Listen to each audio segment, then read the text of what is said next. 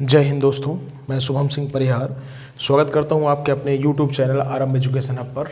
जैसा कि अपन continue series चल रही है अपनी, और अपना यहाँ जो नेक्स्ट जो टॉपिक है, नेक्स्ट वीडियो है, वह है कॉन्स्टिट्यूशन का, कार्यपालिका, विधायिका और न्यायपालिका। ठीक है, इन तीनों के बारे में आज हम डिस्कस करेंगे।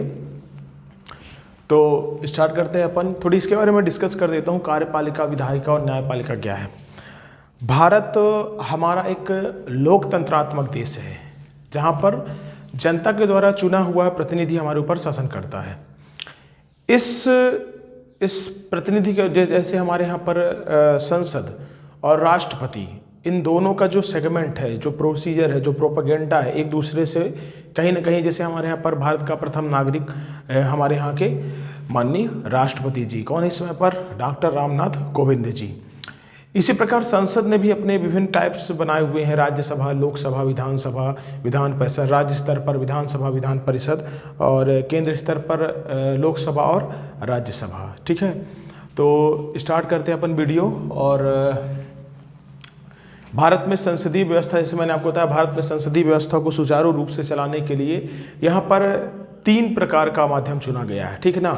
और वो 3 माध्यम जो हमारे देखा जाए कहीं ना कहीं हमारे न्यायिक व्यवस्था, हमारे विधि पुरुष, हमारे अलग अलग सेगमेंट अलग अलग तरीके से हैं। ठीक है, तो देखिए आप इधर, भारत में संसदीय व्यवस्था को 3 अंग में बांटा गया है। भारत में संसदीय व्यवस्था या संसदीय या फिर हमारे लोकतंत्रात्मक देश की व्यवस्था को 3 पार्ट्स में डिवाइड किया गया है, जिसमें पहला विधायिका, दूसरा कार्यपालिका या तीसरा न्यायपालिका। विधायिका, कार्यपालिका और न्यायपालिका, ये मुख्यतः 3 अंग हैं जो कि हमारे कहीं ना कहीं पर संसद को, कहीं ना कहीं एक मौलिक अधिकारों को, कहीं ना कहीं जीवन जीने की सारी सुख सुविधाओं इन्हीं तीनों के ही स्ट्रक्चर मॉड्यूल पर तैयार किया गया है। या फिर कहा जाए तो ये वो 3 स्तंभ हैं जिससे एक लोकतंत्रात्मक और लोक कल्याणकारी व्यवस्था की गई है। यहाँ पर पहले यहाँ पर एक नॉर्मल देख लेते हैं पहले क्या है। जैसे अपन पहले देखते हैं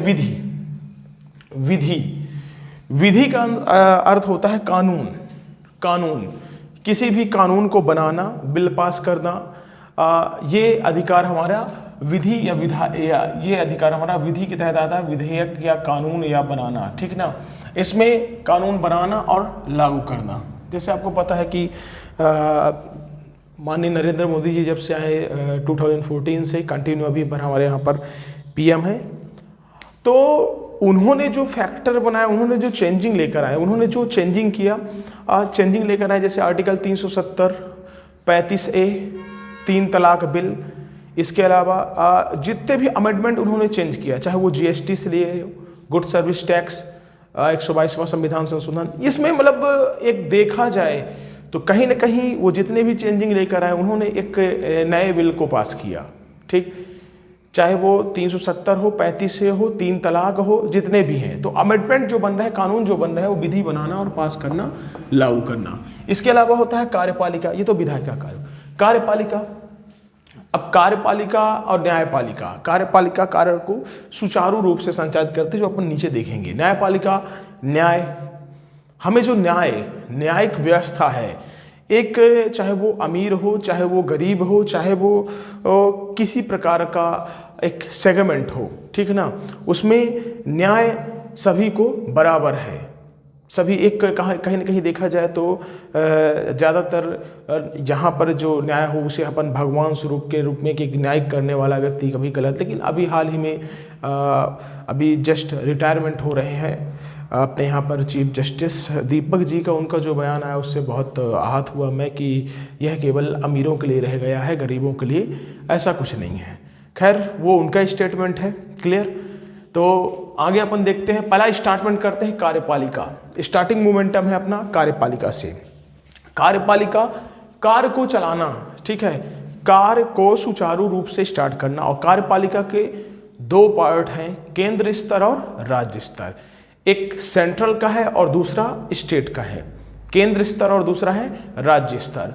केंद्र स्तर में देखा जाए तो हमारे यहाँ जो सेंट्रल का जो है, वहाँ का जो शासन सत्ता, जहाँ पर देखा जाए तो राष्ट्रपति पूरे भारत में कंट्रोल करते हैं? राष्ट्रपति जी, हमारे यहाँ के भारत के प्रथम नागरिक। मैंने इसके पहले भी आपको जिक्र कर दिया था कि पूरे भारत में राष्ट्रपति यहाँ पर मेन मुखिया होता है। उसी प्रकार जिस प्रकार केंद्र में राष्ट्रपति होता है, उसी प्रकार राज्य में राज्यपाल प्रमुख होता है। उसी प्रकार राज्य में राज्यपाल प्रमुख होता है। और राज्यपाल जब प्रमुख होता है तो ये राज्य का प्रमुख हो गया, राज्यपाल राज्य के प्रमुख हो गए, ठीक है ना। तो केंद्र में राष्ट्रपति और राज्य में राज्यपाल। इसी प्रकार उपराष्ट्रपति, आपको बता दूं, यह एक नामित शक्ति है, नाम मात्र के होते हैं। कहीं ना कहीं देखा जाए तो हमारे राष्ट्रपति भी नाम मात्र के ही होते हैं, क्योंकि जो ओवरऑल जो पावर होती है वह किसके पास होती है? प्रधानमंत्री के पास होती है, ठीक है ना। तो आगे अपन देखेंगे, यहाँ पर उपराष्ट्रपति, यहाँ पर प्रधानमंत्री वास्तविक प्रमुख है। ये वास्तविक प्रमुख अगर अपन देखते हैं तो कौन होता है? प्रधानमंत्री होते हैं। और यहाँ के वास्तविक प्रमुख प्रधानमंत्री, जिनमें ज्यादातर शक्तियां प्रधानमंत्री में निहित होती हैं, ठीक है। जैसे अपने यहाँ पर सीएम, मुख्यमंत्री, राज्य स्तर की बात करूं तो सीएम मुख्यमंत्री होता है, जिसकी शक्तियां जिस प्रकार वहाँ राज्यपाल, वहाँ राष्ट्रपति, यहाँ प्रधानमंत्री और यहाँ पर मुख्यमंत्री। इसके अलावा मंत्रिपरिषद पूरा जो किसी ऊपर कार्य करती है मुख्यमंत्री पर, उसी प्रकार प्रधानमंत्री का नियंत्रण भी मंत्रिपरिषद या केंद्र स्तर पर होता है, जिसमें 3 प्रकार के मंत्री आते हैं। पहला है कैबिनेट मंत्री, दूसरा है राज्य मंत्री और तीसरा है उपमंत्री। कैबिनेट मंत्री, राज्य मंत्री, उपमंत्री, 3 प्रकारों का मंत्रिमंडल में विस्तार किया जाता है। ये इनके ऊपर कार्य दे सकते हैं, ये स्वतंत्र प्रभार के मंत्री होते हैं। और ये कैबिनेट मंत्री प्रमुख रूप से होते हैं, जो सारे कामों को, जैसे अलग अलग डिपार्टमेंट हो, चाहे वो फाइनेंशियल डिपार्टमेंट हो, चाहे वो कपड़ा उद्योग हो, चाहे मिनिस्ट्री ऑफ होम अफेयर्स को, मतलब किसी प्रकार का हो, चाहे वो गृह मंत्रालय हो, चाहे वो जल मंत्रालय हो, चाहे वो कपड़ा मंत्रालय हो, विभिन्न प्रकार के मंत्रालयों का जो पावर और जो पूरा नियंत्रण रहता है वह रहता है किसके पास? अलग अलग डिपार्टमेंट के अलग अलग कैबिनेट मंत्रियों के पास। ये राज्य मंत्री स्वतंत्र प्रभार और उपमंत्री, इन दोनों का कार्य देख रेख में रहते हैं और रिपोर्ट करते हैं किसको? प्रधानमंत्री जी को, ठीक है दोस्तों। यहाँ तक समझ में आ गया है। इसके बाद अपन आगे देखते हैं तो आगे आता है कार्यपालिका। इन्हीं कार्यपालिका, ये तो पहला पार्ट हो गया केंद्र स्तर, राज्य स्तर। दूसरा होता है कार्यपालिका। कार्यपालिका में आपको बता दूं 2 पार्ट्स यहाँ भी डिवाइड होते हैं किसी कार्य को चलाने के लिए। एक होता है स्थायी सदस्य और दूसरा होता है अस्थायी सदस्य। स्थायी सदस्य वे सदस्य होते हैं जो कि IAS, IPS अधिकारी होते हैं। ये पॉलिटिकल लीडर नहीं होते हैं। इनकी आयु जब तक ये रिटायरमेंट ना हो, 62 से 65 वर्ष की जो भी रिटायरमेंट है, जब तक ये रिटायरमेंट नहीं होते तब तक ये अपना कार्य पूर्ण रूप से कार्य करते रहते हैं। चाहे वो IAS हो, इंडियन एडमिनिस्ट्रेटिव सर्विस, चाहे IPS हो, इंडियन पुलिस सर्विस, चाहे वो IFS हो, इंडियन फॉरेन सर्विस, उसी को फॉरेस्ट सर्विस को एक अलग कर दिया गया है, चाहे वो IRS हो, इंडियन रेवेन्यू सर्विस। तो इन जितने भी पार्ट्स को अपन देखते हैं तो वहां पर देखा जाए तो स्थायी सदस्य की बात की जाए तो 62 से 65 वर्ष जो अधिकारी होते हैं, ऑफिसर्स होते हैं। अस्थायी सदस्य 5 वर्ष के लिए हमारे नेता, पॉलिटिकल लीडर होते हैं, जो कि जनता के द्वारा चुने गए होते हैं। इनका कोई प्रोपागेंडा नहीं होता कि अगले साल ही रहेंगे ही, ठीक है। तो इन्हें हम कार्यपालिका में देखा जाए तो अस्थायी सदस्य का नॉमिनेट करते हैं, ठीक है ना, क्योंकि 5 साल बाद दोबारा इलेक्शन होते हैं और इसमें जनता के द्वारा ही चुना गया प्रतिनिधि हमारे ऊपर शासन करता है। कोई एक व्यक्ति लगातार कंटिन्यू हमारे ऊपर शासन नहीं कर सकता है, यह डिपेंड करता है वहाँ की जनता पर, ठीक है दोस्तों। अगला आता है आपका विधायिका। दूसरा होता है आपका विधायिका। अब ये विधायिका का जो अपन कार्य देख रहे हैं, जो अपन विधायिका का जो पूरा प्रॉस्पेक्टस का अपन देखते हैं पर विधायिका का कार्य क्या होता है, तो विधायिका में 3 प्रकार के विधेयक, कानून, जिसे अपन कानून बनाते हैं, कानून में नए नए अमेंडमेंट लाते हैं, नए नए चेंजिंग लाते हैं, ठीक है ना। तो इसमें कौन कौन सी हैं? 3 सूची, इसमें सूची है संघ सूची, राज्य सूची, समवर्ती सूची। ये 3 सूचियां हैं। संघ सूची जिसमें केवल जो विधि, जो कानून बनाने का अधिकार वो किसको है? केंद्र को है। राज्य सूची किसी कानून या कोई विधि या कोई अमेंडमेंट पास करने का अधिकार किसके पास है? राज्य के पास। और समवर्ती सूची, ये तीसरी सूची ऐसी सूची है जिसमें विधि और कानून बनाने का अधिकार किसके पास है? केवल दोनों के पास है समवर्ती सूची में। तो 3 सूचियां हैं, संघ सूची, राज्य सूची और समवर्ती सूची। इसके अलावा विधि जो है इसमें केंद्र और राज्य के बीच मैं आपको बता चुका हूं, समवर्ती सूची जो कानून बनाती है जो राज्य और केंद्र को दोनों को लेकर, ठीक है। इसके अलावा अब यहाँ पर हम देख लेते हैं कि कैसे कार्य करते हैं विधि का विधायक वाला सिस्टम। तो यहाँ पर कानून बनाने का, नॉट फॉर द MLA। इधर देख लेते हैं केंद्र और राज्य। केंद्र और राज्य, जब अगर केंद्र की बात करूं तो वहां पर होता है संसद और राज्य की बात करूं तो वहां पर होता है विधानमंडल, ठीक है। अब हमारे यहाँ पर संसद में जो उच्च सदन जो बोलते हैं उसे हम बोलते हैं राज्यसभा। राज्यसभा आपको पता है हमारे यहाँ पर कितने वर्ष का कार्यकाल, 6 वर्ष का कार्यकाल। हर 2 वर्ष में 1/3 मेंबर वहाँ पर रिटायरमेंट हो जाते हैं, ठीक ना। इसके लिए अमेंडमेंट 250, 230, 45 मोस्ट देन, मतलब ज़्यादा से ज़्यादा 240 से 245 में टोटल सदस्य हो मोस्टली, ठीक। इसके अलावा लोकसभा 545 सदस्य, ठीक ना। इसके यह 5 वर्ष के लिए होता है, ठीक, 5 वर्ष के। ये दोनों में इसका कार्यकाल 6 वर्ष, इसका कार्यकाल 5 वर्ष के लिए होता है। ये जनता के द्वारा चुने हुए प्रतिनिधि हैं, कौन, लोकसभा में। और ये विधानसभा में विधायकों के मत के द्वारा किसी एक का नॉमिनेट किया जाता है और वहाँ पर वो राज्यसभा चयनित हो जाते हैं। अब इसे हम बोलते हैं जैसे MP, जो लोकसभा और राज्यसभा में उसे बोलते हैं MP इंग्लिश में। कई बार क्वेश्चन पूछा था कि सर MP क्या कहलाता है, अरे मध्य प्रदेश नहीं है वो, उसे MP को member of parliament, English medium वालों के लिए कई बार दिक्कत हो जाती है। तो मेंबर ऑफ पार्लियामेंट MP, जिसे अपन क्या बोलते हैं, सांसद। जो सांसद होता है वह कहाँ चुनकर जाता है, लोकसभा मेंबर में। वो कई विधानसभा से मिलकर एक सांसद होता है, ठीक है ना। कई विधायकों, कई क्षेत्रों से मिलकर एक वहाँ का संसदीय क्षेत्र होता है जिसे अपन मेंबर ऑफ पार्लियामेंट कहते हैं, ठीक है। इसी प्रकार विधानमंडल में 2 पार्ट होते हैं, विधान परिषद और विधानसभा। विधान परिषद और विधानसभा, जिस प्रकार वहाँ राज्यसभा, इस प्रकार यहाँ पर विधान परिषद। क्योंकि हमारे यहाँ पर सभी राज्यों में विधान परिषद नहीं है, 7 राज्यों में, 7वां उड़ीसा है। तो विधानसभा ज़्यादातर मोस्टली सभी राज्यों में है, ठीक है ना। और विधान परिषद कुछ ही राज्यों में है, ठीक। यहाँ भी वही कंडीशन है, यहाँ पर चुने गए मेंबर राज्यसभा के द्वारा नॉमिनेट किए जाएंगे।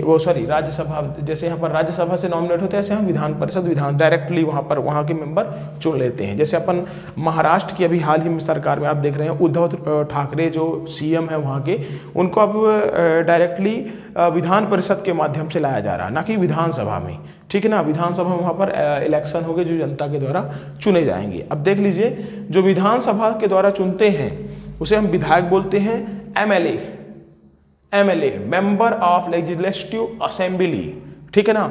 और जो विधान परिषद के द्वारा चुने जाते हैं उसे बोलते हैं MLC।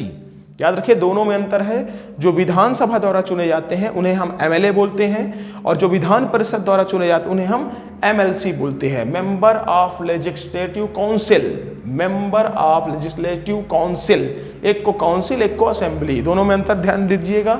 MLA विधानसभा में, MLC विधान परिषद में, ठीक है दोस्तों। इनका कार्यकाल एक का 6, एक का 5, ठीक है। तो ये भी सेगमेंट अगर देखा जाए तो कहीं ना कहीं एक दूसरे से जुड़ा हुआ है। बस ये केंद्र और राज्य 2 अलग अलग पार्ट में डिवाइड होता है कि एक जगह संसद होते है, एक जगह विधानमंडल होता है, एक जगह राज्यसभा, एक जगह लोकसभा। एक का कार्यकाल 6 वर्ष, एक का कार्यकाल 5 वर्ष के लिए होता है। एक को MLA, एक को MP बोलते हैं। जबकि यहाँ पर विधानमंडल में विधान परिषद, जिसे अपन MLC, जो वहाँ के मेंबर चुने हैं तो MLC के नाम से जानते हैं, और विधानसभा MLA के नाम से जानते हैं, ठीक है। अभी हाल ही के जो UP PCS में MLC का फुल फॉर्म पूछ लिया था, member of legislative council. MLA नहीं है वो, MLA विधायक, मेंबर ऑफ लेजिस्लेटिव असेंबली, ठीक है ना। आगे चलते हैं। इसके बाद आगे अपन देखते हैं, तो एक ही व्यक्ति विधायिका और कार्यपालिका दोनों का अंग हो सकता है, ठीक है ना। एक ही व्यक्ति, ऐसा कोई जरूरी नहीं है कि जो विधायिका है वो कार्यपालिका का अंग नहीं होगा। एक ही व्यक्ति विधायिका में भी रह सकता है, वह कार्यपालिका में भी रह सकता है। चाहे वो अगर देखा जाए तो विधायिका और कार्यपालिका जैसे कई प्रकार मंत्री होते हैं, ठीक ना, वह कार्यपालिका में भी कार्य करते हैं। विधायिका जब वो पास करने के लिए जानते हैं तो वहाँ पर वो सदस्य के रूप में होते हैं, चाहे वो संसद के रूप में हो, चाहे वो विधायक के रूप में हो। जब वो कार्य करते हैं तो दोनों ही पार्ट में, मंत्री ज़्यादातर आप देखेंगे तो दोनों ही, कार्यपालिका और विधायिका, जब वो संसद में किसी बिल को पास करते हैं तो एक वो नॉर्मल विधायक होते हैं या फिर नॉर्मल सांसद होते हैं, लेकिन वहाँ से निकलने के बाद उसे प्रारूप में लाते हैं। अगर वो मंत्री पद पर है तो वो क्या करते हैं, सीधे रूप में अगर देखा जाए तो कहीं ना कहीं वो इसके अंग हैं। तो एक ही व्यक्ति, आपको बता दूं, विधायिका और कार्यपालिका दोनों हो सकता है। बिल पास करने पर विधायक, कार्यपालिका जब वह मंत्रिपरिषद पर कार्य करेंगे। मैंने आपको बताया बिल पास करेंगे तो विधायक होंगे, और जब वह मंत्रिपरिषद पर कार्य करेंगे तो वह कार्यपालिका के माध्यम से आएंगे। इसके अलावा होता है कार्यपालिका सरकार के मेंबर होते हैं, विधायिका विपक्ष के मेंबर। इसमें आपको बता दूं, कार्यपालिका जो कार्य करती है वह कौन करता है, सरकार करती है। लेकिन जब अपन किसी विधि या किसी नए कानून को या फिर विधायिका का निर्माण करने को, तो वहाँ पर हम जो हमारे विपक्ष की पार्टी होती है, जो हमारे विपक्ष के सदस्य होते हैं, हमको उनका भी वोटिंग जरूरी होता है। कई बार आपने देखा हो, अभी आपने जब 3 तलाक बिल पास हो रहा था तो विपक्ष के भी वोटिंग पड़े गए थे, पक्ष के भी वोटिंग पड़े गए थे। जम्मू कश्मीर में चाहे जब 370 हटाया गया तो पक्ष के वोटिंग पड़े, विपक्ष के वोटिंग पड़े, 35 से हटाया तो पक्ष के वोटिंग पड़े, विपक्ष के वोटिंग पड़े। तो यहाँ पर विधायिका जो है, जो विधायिका में विपक्ष के भी मेंबर होते हैं। कार्यपालिका में तो सरकार के मेंबर कार्य ही कर रहे हैं, जिसकी सरकार है उसी की कार्यपालिका में कार्य करेंगे। ठीक है, अगला आता है आपका न्यायपालिका। न्यायपालिका कानून व्यवस्था को चलाने के लिए, कानून व्यवस्था को चलाने के लिए उसमें दंड का प्रावधान न्यायपालिका कहलाती है। हमारे यहाँ कानून व्यवस्था देखा जाए तो कॉन्स्टिट्यूशन अगर हमारा देखा जाए तो कहीं ना कहीं एक लचर और संविधान है हमारा, ठीक है ना, लचीला संविधान है हमारा। कई बार उसका बहुत से लोग फायदा उठा लेते हैं। ठीक, इसके लिए यहाँ पर हमारे भारत में न्यायपालिका पिरामिड आकार पे है, जिसमें supreme court, high court, district court, repeat करता हूँ, पिरामिडी आकार के हैं। सुप्रीम कोर्ट, सर्वोच्च न्यायालय, हाई कोर्ट इसे अपन सर्वोच्च न्यायालय या उच्चतम न्यायालय के नाम से जानते हैं। दूसरा हाई कोर्ट, इसे हम उच्च न्यायालय के नाम से जानते हैं। और डिस्ट्रिक्ट कोर्ट इसे हम जिला न्यायालय के नाम से जानते हैं। ये तीनों एक पिरामिड के रूप में कार्य करते हैं। मैंने आपको पहले बताया कि ये अगर इनका कार्य ना हो तो ये ऊपर फॉरवर्ड कर देते हैं, इनका कार्य ना हो इसके पहले वाले वीडियो में तो इनके ऊपर फॉरवर्ड कर देते हैं। मेन रूप से पूरा कॉन्सेप्ट इसके ऊपर होता है सुप्रीम कोर्ट के ऊपर, और ये केंद्र स्तर पर होती है, ये राज्य स्तर पर होती है, और ये जिला स्तर पर होती है। न्यायपालिका एक स्वतंत्र और निष्पक्ष निकाय है, बिल्कुल सही है। इसके अलावा केंद्र स्तर पर, राज्य स्तर पर सुप्रीम कोर्ट और हाई कोर्ट होती है। केंद्र स्तर पर सुप्रीम कोर्ट और राज्य स्तर पर हाई कोर्ट होती है। लेकिन इसमें एक चेंजिंग लाया गया था।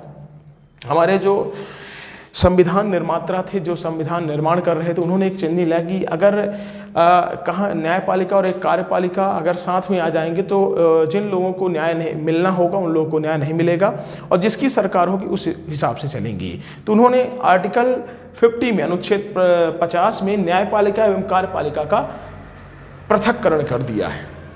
न्यायपालिका एक अलग मोमेंटम चली गई है, कार्यपालिका को एक अलग मोमेंटम के। यहाँ पर मैंने आपको पहले ही बताया था कि यहाँ पर स्थायी सदस्य 62 से 65 और यहाँ पर अस्थायी सदस्य 5 वर्ष के लिए रहते हैं। इसका रीजन क्या था वो आपको बता दूँ। सरकार और जज, जो जज होते हैं, जो सज़ा सुनाते हैं या फिर किसी भी रिकमेंड को आगे करते हैं, सरकार और जज अलग अलग होने पर जनता की भलाई होगी और एक लोक कल्याणकारी राष्ट्र की स्थापना कर सकेंगी। ठीक है ना।